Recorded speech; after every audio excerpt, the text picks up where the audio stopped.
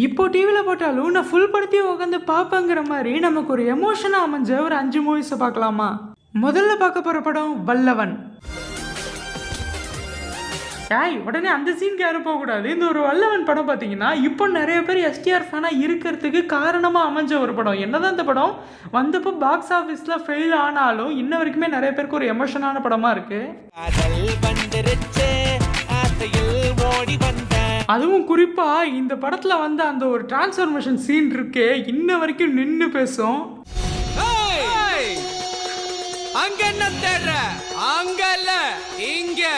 அவர் அந்த மாதிரி ஏன்னு கத்துற சீன் எல்லாமே பயங்கரமா இருக்குன்னு பார்த்தா அதுக்கடுத்து வர சீன் அதை விட பயங்கரமா இருக்கும்.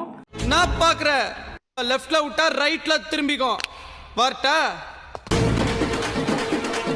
இந்த சீன்ஸ்லாம் மட்டும் இல்லை, இந்த படத்தில் வந்த சாங்குமே அவ்வளோ பயங்கரமாக இருக்கும். குறிப்பாக இந்த படத்தில் வந்த லூசு பெண்ணு சாங்காக இருக்கட்டும்,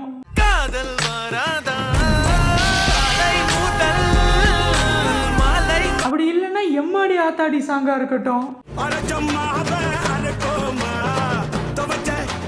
ஒட்டுமொத்தமாக இந்த படத்தில் பிஜிஎம் சாங்குன்னு யுவன் சங்கர் ராஜா பிரித்து மேஞ்சிருப்பாரு.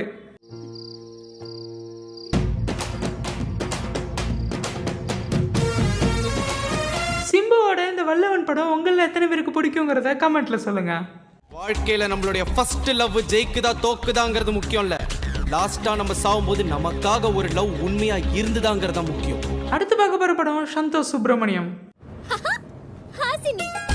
இந்த படம்னாலே நம்ம எல்லாருக்குமே இந்த ஒரு ஹாசினி கேரக்டர் தான் ஞாபகம் வரும்ல. பயங்கர சைல்டிஷா இன்னசென்ட்டா ஜெனிலியா அவர்கள் இந்த ஒரு கேரக்டர்ல நடிச்சிருப்பாங்க. ஒரு வாட்டி முட்டிட்டு விட்டா கொம்பு முளைக்கும் தெரியும்ல. இந்த படத்தை பார்த்ததுக்கு அப்புறமா இங்க நிறைய பேர் ஹாசினி மாதிரி பண்றேன்ட்டு இன்ன வரைக்குமே சுத்திக்கிட்டு இருக்காங்க. அதெல்லாம் பார்க்கும்போது ஐயோ சாமி வேற கேர்ள்ஸ் யாரும் தப்பா நினைச்சுக்க வேணாம். சந்தோஷ் சுப்ரமணியனாலே நம்ம எல்லாருக்குமே ஞாபகம் வருது அந்த ஜெனிலியாவோட சீன்ஸோ இல்ல ஜெயம் ரவியோட சீன்ஸோ இல்ல பிரகாஷ் ராஜோட சீன்ஸோ தான். ஆனா எனக்கு ரொம்ப பிடிச்சது உள்ளாடைய வெளியே போட்டிருக்கிற இது ஒரு பன்னாடை, பிறந்ததுல இருந்து கண்ணாடியில மூஞ்சியே பார்க்காத நீ ஒரு பரதேசி. சந்தோஷ் சுப்ரமணிய ஃபேன்ஸ் யாராவது இருந்தீங்கன்னா கமெண்ட்ல சொல்லுங்க.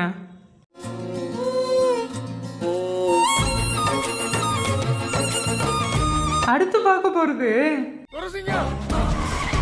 இந்த படத்தோட பேரை கேட்டாலே நம்ம எல்லாருக்கும் முதல்ல ஞாபகம் ஒரு சீன் இதான்ல. இந்த சீன் மட்டும் இல்லைங்க, ஒரு பக்கா கமர்ஷியல் பிலிமா சூர்யாவுக்கும் சரி தமிழ் சினிமாக்கும் சரி அமைஞ்ச ஒரு படம். இந்த படத்துல சூர்யா எந்த அளவுக்கு பயங்கரமா பண்ணியிருந்தாரோ ஹரியோட ஸ்கிரீன் பிளே எந்த அளவுக்கு பயங்கரமா இருந்துச்சோ அதே அளவுக்கு பிரகாஷ் ராஜும் தன்னோட வில்லனிசத்துல பின்னி எடுத்திருப்பாரு.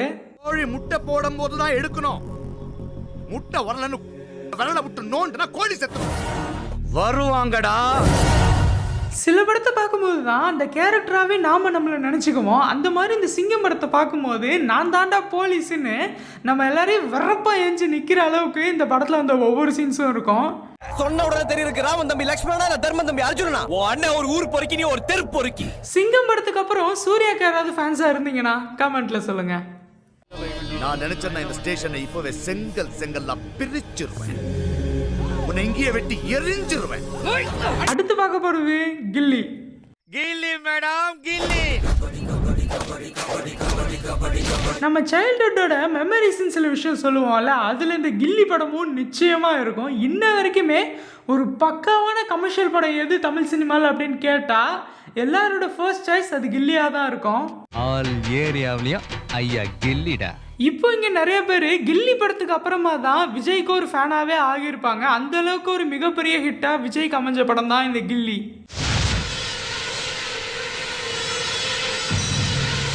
கில்லி படத்துல விஜய் நடிச்ச வேலை கேரக்டரை விட ஃபேமஸான ஒரு கேரக்டர் இருக்கு. ஹாய் சலோ முத்துப்பாண்டி. மதுரை இருந்தானே என்னை உசுத்தி விட்டே நீனே. இந்த படத்துல முத்துப்பாண்டி கேரக்டர் நடிச்ச பிரகாஷ் ராஜ் இந்த ஒரு டயலாக சொல்ற அளவுக்கு யாராலையுமே அவ்வளவு அழகா சொல்ல முடியாதுன்னு நான் நினைக்கிறேன். I love you. ஒரு படத்துக்கு வில்லன் பயங்கரமா அமைஞ்சாதான் அந்த ஹீரோக்கே மவுஸ்ன்னு சொல்லுவாங்க. அதுக்கு மிகச்சிறந்த எடுத்துக்காட்டு இந்த ஒரு படம் தான். இது முத்துப்பாண்டி கோட்டடி. இது எல்லாத்தையும் விட கில்லி படத்தை பத்தி பேசும்போது இந்த சாங்கை பத்தி பேசலனா எப்படி? அர்ஜுனர் வில்லு ஹரிச்சந்திர சொல்லு இவனோட தில்லு பொய்க்காது. இப்போவுமே கார் ஓட்டும் போது இந்த பாட்டு போட்டு விட்டுட்டு கில்லி விஜயாவே தன்னை தானே நினச்சிக்கிட்டு ஓட்டுறவங்க பல பேருங்க உண்டு. அப்படி யாராவது இருந்தீங்கன்னா கமெண்ட்ல சொல்லுங்க.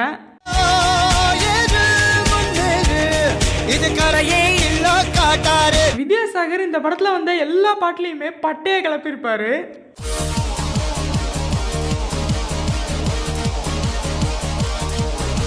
பெஸ்ட் ஹீரோயின் இன்ட்ரோ சாங்ஸ்லயுமே இந்த கில்லி படத்தோட சாங் கண்டிப்பா இருக்கும்.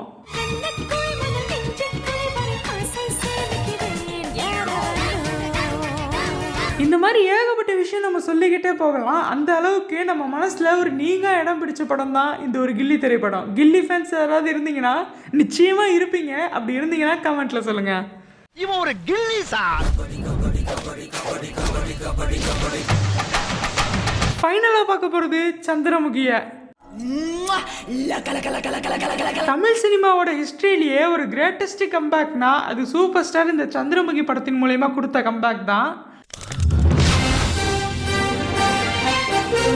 சூப்பர் ஸ்டார் இந்த சந்திரமுகி படத்துக்கு முன்னாடி பாபான்னு ஒரு மிகப்பெரிய தோல்வி படம் கொடுத்து அடுத்த ஒரு 2 வருஷம் எந்த படத்துலையுமே கமிட் ஆகாமல் இருந்தார். சூப்பர் ஸ்டார் அவ்வளோதான் எல்லாரும் பேச ஆரம்பிக்கும் போது சரியான ஒரு கம்பேக்காக சூப்பர் ஸ்டாருக்கு அமைஞ்ச படம் தான் இந்த ஒரு சந்திரமுகி திரைப்படம். தேவுடா தேவுடா ஏழுமலை தேவுடா. சந்திரமுகி சூப்பர் ஸ்டாரோட படம்னு நம்ம எல்லாருக்குமே தெரியும். ஆனால் சந்திரமுகினாலே நம்ம எல்லாருக்குமே ஞாபகம் வருது அந்த படத்தில் நடிச்ச ஜோதிகா தான். பெர்ஃபார்மன்ஸ் சும்மா பீக்ல கொண்டு போய் நிப்பாட்டியிருப்பாங்க.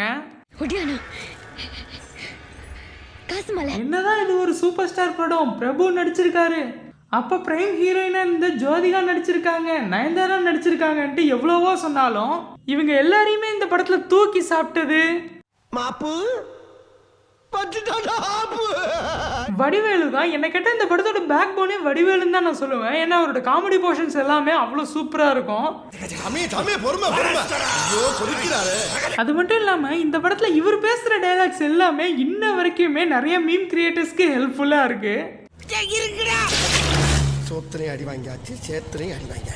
என்ன கேட்டால் ஓவரால் ஒரு பெஸ்ட் ஃபேமிலி என்டர்டெய்னர்னா அது தமிழ் சினிமாவுக்கு இந்த ஒரு சந்திரமுகி திரைப்படம் தான் நான் சொல்லுவேன். சந்திரமுகி படம் சம்பந்தமாக உங்களுக்கு ஏதாவது ஒரு மெமரிஸ் இருந்துச்சுன்னா அதை மறக்காமல் கமெண்ட்ஸில் ஷேர் பண்ணிட்டு போங்க. கங்கா சந்திரமுகி ரூமுக்கு போனா கங்கா சந்திரமுகியா நின்னா கங்கா சந்திரமுகியா தன்னை நினைச்சுக்கிட்டா கங்கா சந்திரமுகியா மாறினா. ஓகே, இப்போ நான் ஒரு 5 படம் சொல்லியிருக்கேன். இந்த 5 படத்தில் உங்களுக்கு எது ரொம்ப ஒரு ஃபேவரட்டான மூவிங்கிறத கமெண்ட்டில் சொல்லுங்கள். அதே நேரம் நான் ஏதாவது ஒரு படத்தை மிஸ் பண்ணியிருந்தா அதையும் கமெண்ட்டில் சொல்லுங்கள்.